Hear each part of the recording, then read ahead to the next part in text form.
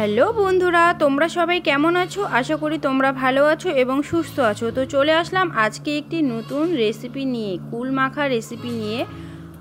তো বন্ধুরা, ভিডিওটাতে লাইক কমেন্ট শেয়ার করবে, আর চ্যানেলে নতুন বন্ধু হয়ে থাকলে চ্যানেলটাকে সাবস্ক্রাইব করে পাশে থাকবে। তো বন্ধুরা দেখো, এখানে আমি একটা প্লেটের মধ্যে কুল নিয়ে নিয়েছি, কাঁচা পাকা, আর পরিষ্কার করে ধুয়ে আমি রেখে দিয়েছি। তো দেখো, আর শীতকালে ভীষণ কুল পাওয়া যায় সুন্দর সুন্দর, তোমরা চাইলে কিনেও নিতে পারো বা গাছ থেকে পাড়িয়েও মাখা করতে পারো। তো আমি এই কুলের মাখাটা করব শিলনোড়ায় থেতো করে। তো আমি একটা একটা করে কুল নিয়ে শিলনোড়ায় আমি থেতো করে নিচ্ছি। আর থেতো করে কুল মাখা করলে ভীষণ ভালো লাগে,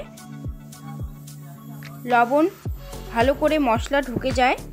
আর তোমরা চাইলে কেটেও নিতে পারো তোমাদের ইচ্ছে অনুযায়ী।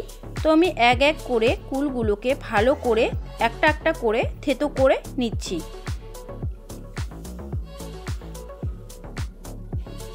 তো দেখো, আমি আস্তে আস্তে করেই থেতো করে নিচ্ছি।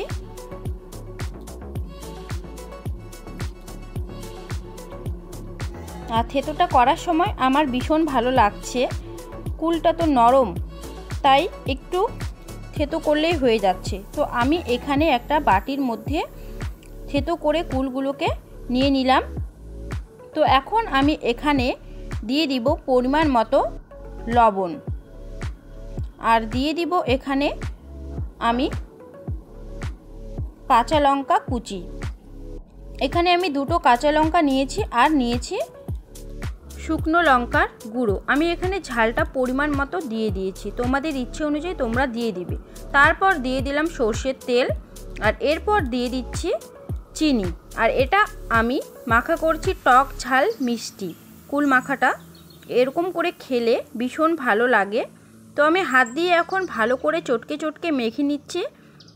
তোমরাও এভাবে বানানোর চেষ্টা করবে। আমি এভাবে বানিয়ে খেয়েছি, ভীষণ ভালো লেগেছে আমার। আমি এই ভয়েসটা পরে দিচ্ছি। তো বন্ধুরা, ছোট বড়রা সবাই খেতে পারবে এভাবে কুল মাখা বানালে। তো বন্ধুরা, আজকের এই কুল মাখা রেসিপিটা তোমাদের কেমন লাগলো অবশ্যই আমাকে কমেন্টের মধ্যে জানিও।